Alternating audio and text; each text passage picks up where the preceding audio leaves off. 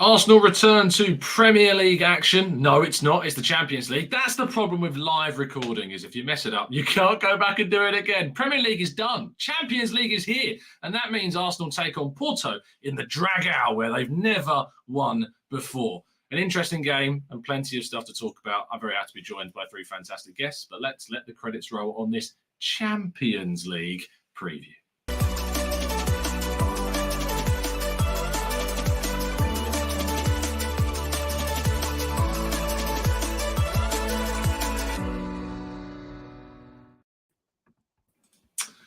I don't even have my mic connected as either. It's all gone wrong. How are we doing, boys? How are we doing? We good but well. Tom, how are you? I'm going to sort my mic out while you're talking. Go on, talk to me. Well, I'm doing all right. I'm feeling my age today, thanks to somebody who didn't know who Pearl Jam was this morning, and so I had to go find my Pearl Jam CDs. You know, this is what we used to listen to them on back in the day. Now, can you hear me fine? Is that good? Yep. Perfect. Lovely stuff. But yeah, I don't know who they are. So educate me, Tom. Educate me. Pearl Jam, one of a part of the grunge movement in the early 90s. I was getting a little upset, and then I realized that it was my college years, not your college years. So yeah. I know them as well. And for goodness sake, this is just embarrassing for me. I saw them at I saw them at the museum in Seattle. There's a grunge museum in Seattle. So I went to see that to see Kurt Cobain's guitar. Not drum and bass, though. No. Well, there you go. So, yeah, I don't know who they are. I've been absolutely ripped to pieces by everybody in the comment section and chat boxes for it. And we move forward. Alex, how you doing? Yeah, I'm not too bad. I was just saying to the guys before the show, I've got training at 7 o'clock, and then I'm doing an all-nighter at university after that. So you didn't know that this preview's on till 7:15, right? You didn't know that? No, is that all right? I'll just disappear. No, I'm joking. I'm messing with you. It's fine. It's all good. All good, mate. And we're also joined by Damien. How you doing, Damien? Making your preview show debut. Yeah, absolutely. Yeah, I'm good, Tom. I was hoping to be able to get a Pearl Jam banner to put up behind me. Just to sort of rub it in a little bit more, but I thought you probably had enough of it today. So a little. No, to be fair, you know, I clearly don't know one of the absolute greats of the rock music world, and that is certainly. I mean, are they rock, Tom? Yes, so I'm not insulting anyone by saying they're a rock band. They are. know, we do that thing where you say like they're the wrong genre, and then people come for you with torches like a Simpsons meme. Yeah, so I've avoided that, thankfully. But yes, we're here talking about the Champions League clash between Arsenal and Porto, the first leg of the last 16. Tom, how are you feeling ahead of Arsenal's return to the knockout stages of this competition? Well, the last I'll say of Pearl Jam is I think that this is going to be a little bit of a grungy game. We've been reference that I don't get. Yay! we're actually, I think it's going to be rough because, like you were saying, we haven't won there, especially in the Champions League. We've had our issues. We've won at home enough times. They're not having a great season, but they're still in the mix in the top three, and they're in the Portuguese league. But it's hard to say. I don't think it's going to be as high flying as we have been in the last two games. I still think we're going to end up getting a victory, but we'll get into that a little bit more later. Yeah, we will. We absolutely will. They are an interesting team, Porto. They play attacking football. They've got a lot of threatening players. They are without Mehdi Taremi, apparently. He's suffered a bit of an injury in their lead up to this game, but they've still got Evan Nilsson, who scored 4 goals in 5 Champions League group stage games for them. You know, they gave Barcelona a real good run for their money as well in their group and progressed relatively comfortably. But Alex, how are you feeling about how Arsenal go into this game? And I guess the frustration is that we play on Wednesday, we fly back Thursday, we have one day on Friday for training / recovery, and then we play again on Saturday. I mean, Arteta's got to somehow work this out. Yeah, I mean, I think that we're in a situation now where we're going to hopefully to just get used to that. You know, I think there's a lot to be said for the way in which you can manage it tie by tie. The fact that you've obviously reached the stage now where we have 2 ties, it makes it a lot easier. Not necessarily easier, but it means that you can afford to rotate, but you obviously have to put yourself in the position to rotate. And I think you see from the lineups where we've all gone for, or the sort of strength of team that we go for. I think that it's the nature of football. at least we're not traveling, with the greatest respect, to Baku, or we're traveling to Portugal, which is pretty much the shortest flight you can do, isn't it? From London, I think it's one of the shortest trips you can have in Europe for sure. Yeah, and PSG, I guess, would be probably closer. Yeah, Paris, obviously, yeah. But I think that we just have to, we're gonna be a few tired legs, but we need to pick up results at the end of the day. So I think people are going to need to, they're going to need to play 2 games or 3 games in a week at times. That's just going to be the nature of it, and we just have to manage injuries and knocks and sort of thing as we go, and hopefully we can come away unscathed, literally, and score line wise. Yeah, injury wise and scoreline wise, it'd be great if we can come out of there with a clean sheet and a clean bill of health as well. There is, and I was at the London Colney, the Sober Realty. I said this earlier on Twitter, and I called it London Colney by accident. And honestly, people come for you if you call it that instead of Sober Realty Training Centre now. So you got to be on it, people. Otherwise, people are going to critique you on your naming abilities of that. But yeah, Damien, we are without Thomas Partey, despite the fact he trained. He's not travelled. How much of an impact and frustration is that? Or would you rather see him kind of eased back in, if you like? Yeah, I'd definitely rather see him eased back in. I think as soon as we knew we weren't in the squad for the weekend, same with Tomiyasu and whatever else, if they're not coming on to get minutes, even if it's just 10, 15 minutes at the end of a game, you kind of know they're not going to be thrown in the deep end in a game like this. So I think with Partey, same with all of them really, you just need to let them get back to full fitness and just bring them back slowly. Yeah, I think it's going to be a waiting game with Partey. We've been incredibly frustrated with, I suppose, the lack of availability of him this season compared to last season, where it was 33 Premier League games he was able to play, just 4 so far this season. But he came back soon in January, I think it was. Arsenal were posting pictures of him in training, and then he had a setback. And I guess the regret from Arsenal must have been of posting those photos of him coming back so soon. Yeah, because it seems like it's he's been coming back soon for the last couple of months, Yes. It is frustrating when you know what he can bring to us. Yeah, of course it is. And we want to see him in the team. We want to see him flourishing and playing and giving us what we know he can provide to the side. But we need to be cautious, and then we got to hope that he comes back relatively quickly. Fabio Vieira is back and has travelled, though, Tom. Have we missed him much at all? Or do you think there's an impact for him to have in this squad?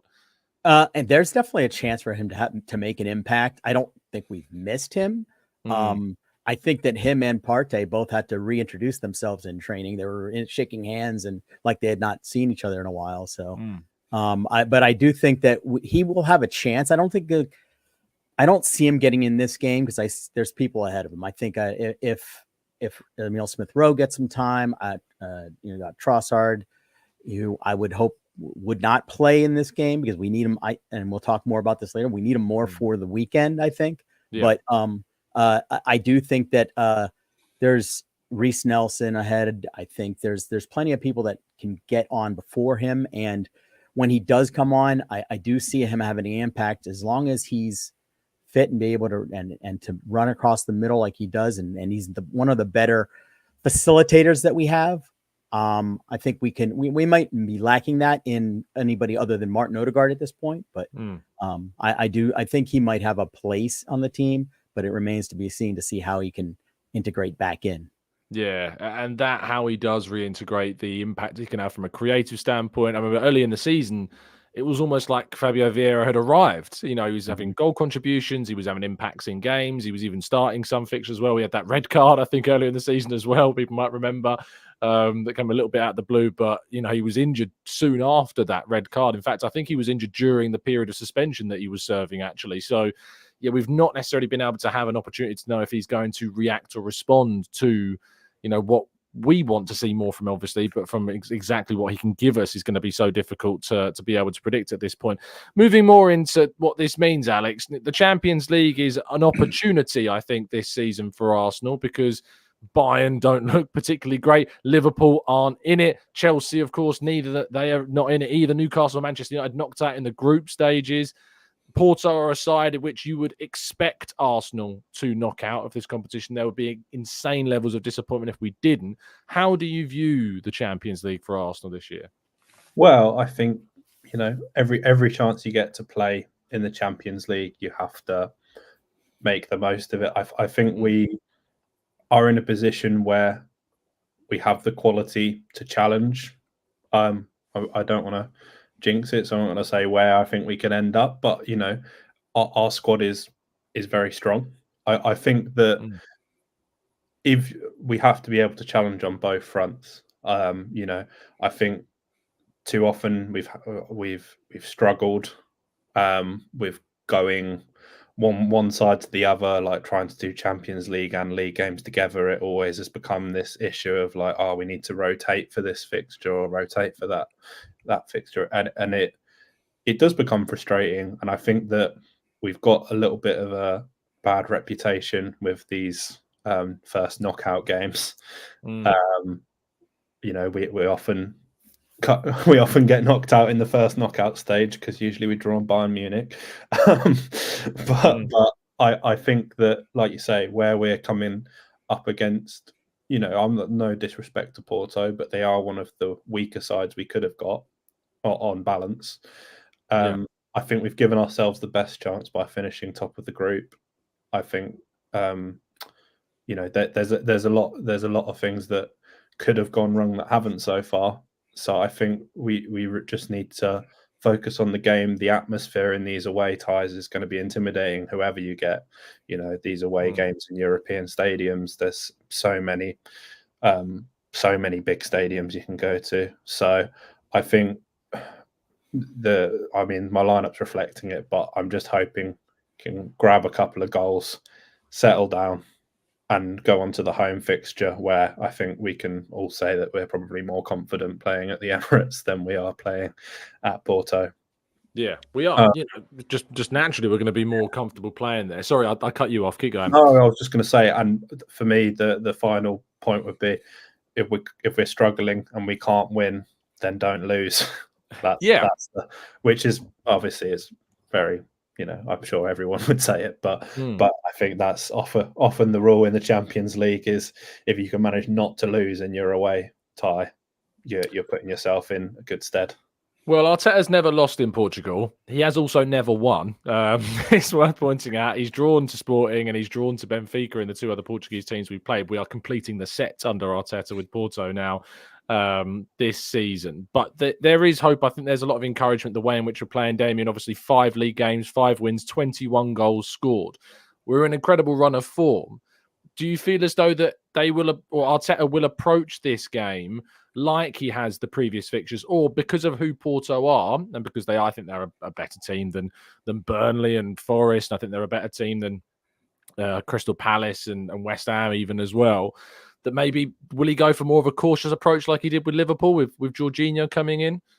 That's what I'm thinking he'll probably do. It doesn't necessarily mean that we play in a more cautious way. I think, if you look at the way we played against Liverpool, we played them off the park. Yeah. And I've kind of looked at the way we seem to be peaking at the moment, and it's almost as if he's looked at what we've done last season and kind of thought to himself that we peaked too early by being that good at the beginning, and that the aim for this season has been pretty much like Manchester City, to be there and thereabouts come this time of year and then kick on from then. And, you look at the way we're playing, and throughout the team from Raya up to the front, it kind of looks like he's taken the shackles off, that he's actually said to him, now go out and play, and the form we're in, I don't think we should really be fearing pretty much anybody. No, neither do I. I don't think we should. I think we should go into any game thinking we can win, and there is absolutely no reason why we can't. Should we jump into the chat before we go into our lineups? FTL Craig, thank you so much for the kind donation. Says, afternoon, everyone. Great group on the show, except that guy from Tampa. Goodness me, Craig. Getting personal. You're getting personal. Vesman, thank you so much as well. Smash the like, gunners. Thank you. both of you for dropping your comments in. And Vesman says here, I'm hoping that we can utilise a strong starting 11, get an early lead and substitute early in the second half. Laura, a friend of the show, of course, says, if we're winning by more than one goal, I will personally fly to Porto, run on the pitch and drag Declan Rice off myself. I think, obviously, with the game at the weekend, there is going to be an emphasis on if we can get a good lead, maybe, or just... I feel it's still arrogant, isn't it, saying we can get a good league at Porto to be able to rest players for the weekend. But it raises a really important point. And Doe says, am I going? Sadly not. If I was, I'd be there now, because going tomorrow would be an absolute nightmare. Did everyone see Rio Ferdinand getting absolutely bullied by Arsenal fans on the plane? Amazing. Absolutely fantastic as well. And Paul says, I would like to use the same team here in Porto tomorrow from the start, but bring back those rested and injured on 60 minutes, rest some legs before Newcastle. Well, speaking of lineups, we should probably jump into them. Tom, we start with you, mate. Talk us through your selection and your reasons why. Well, I really would have liked to have seen some of our injured players that we thought were coming back already. So, but I'm sticking with the same back line, same back five. And then I think, like Damien was saying, we played Liverpool off the park with that midfield that we had. I can see us doing something similar here. Jorginho being able to move more over to the left 8, but that gives us some solidity and some consistency with Rice back there. But I do think it's going to be fairly attack minded. I think, like Damien was also saying, is that positionally we know where we're going to be, and now we can just play. So I do think we're going to start a pretty decent front line. My biggest concern is I wanted to keep Trossard healthy. He has been in such good form. That's why I didn't start him. And I wanted to make sure that he's available to either come on and like a lot of people have already said, get up some sort of a lead. The arrogance that we may have, get a lead and be able to take some players off with 60 minutes, 75 minutes, something like that, and be able to get them rested for the game on the weekend. That's my goal. Hopefully that's the Arsenal goal too.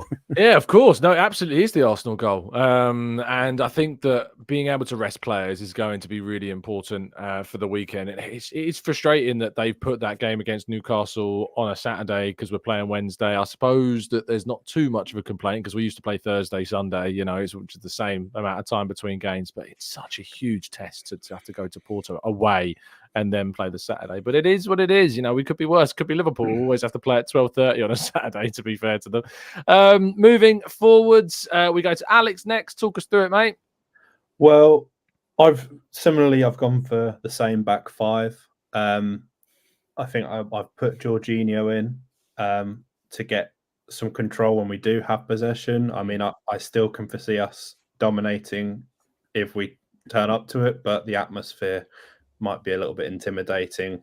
So I think Jorginho just provides that calmness that we're going to need if we need to have a spell of possession, because the last thing we want against Porto is to start turning it into a transitional game where we're, you go running up and down. You don't want to give the fans stuff to cheer, although I'm sure they'll cheer the whole time anyway. I have kept Trossard in, although I'm aware of the game on Saturday. I also am aware that Trossard has been in amazing form. I think that my view at the moment is to take things game by game. And as much as I do see the need for rotation, I think that if we can have our players who are in form starting, then we're going to have that familiarity that Trossard provides and potentially therefore get some goals early, and then we can bring players like him off. I think Martinelli is going to be key tomorrow for stretching the play, hopefully providing some more runs in behind, which I know he likes to dribble with it, but I'd like to see him get in behind a little bit more.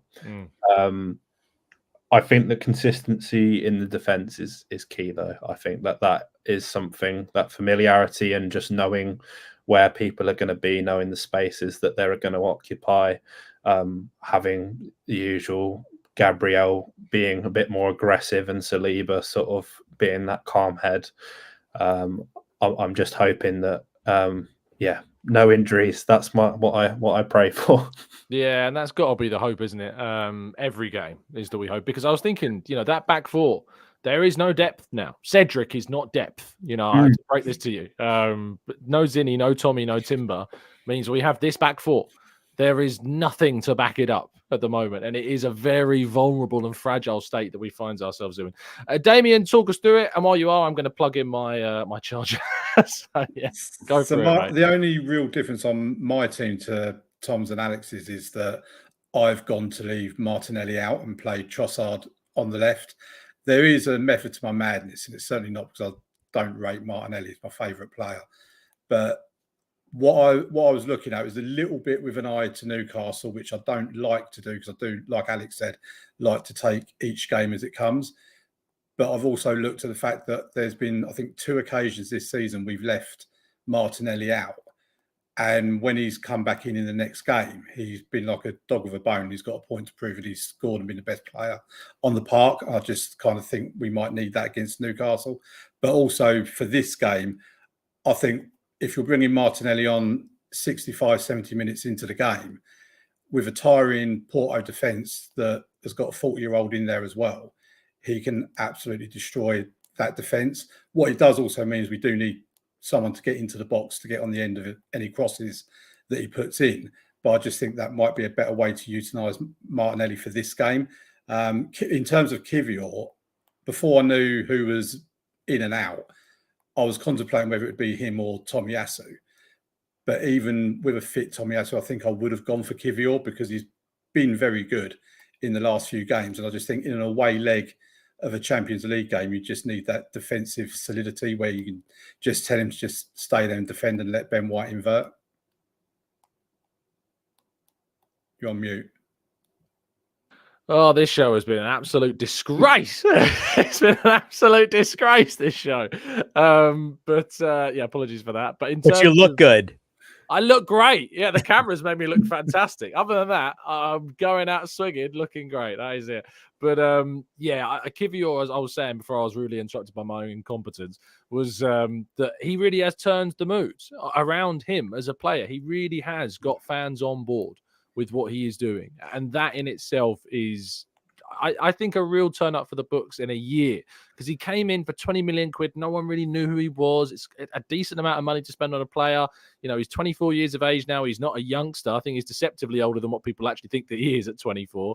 You know, same age kind of bracket as the likes of Ben White and Odegaard and Havertz and that group. So he has to start delivering, and he is. And I remember those comments from certain fans in January saying, "Oh, I can't believe we've let Lino Sousa go when we're playing Kivior." Well, Kivior's now started a second half against Liverpool. He started the last 2 games that we've scored 11 goals in, you know, and I think he's contributed to those. I think he's still yet to be maybe properly defensively tested. I mean, he was tested in that Liverpool game and held firm, but I think we're still waiting to see if he can be properly tested. Maybe Porto will do that. We'll see, but I do have more faith in him.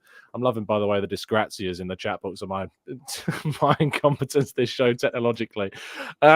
Moving forwards just to my 11, it's the same team as the weekend, bar Jorginho coming in for Havertz. I really did have a bit of a toss-up between Havertz and Trossard's play at centre forward, but I just think you have to start Trossard right now. He's so good. And I published an article the other day talking about how Trossard started 10 games for Arsenal as a number 9. We've won 9 of them, drawn the other one. He's scored 4 goals and got 7 assists in those 10 games. And the only one that he didn't scoring was the one he came off in 22 minutes, and the other one he was substituted at half-time in. So then, 2 games he didn't contribute a goal or an assist in was because he was subbed either through injury or tactically at half-time. So a brilliant record, and he deserves that start, but needs to be rested if we can be in the second half, and that's where Havertz comes in.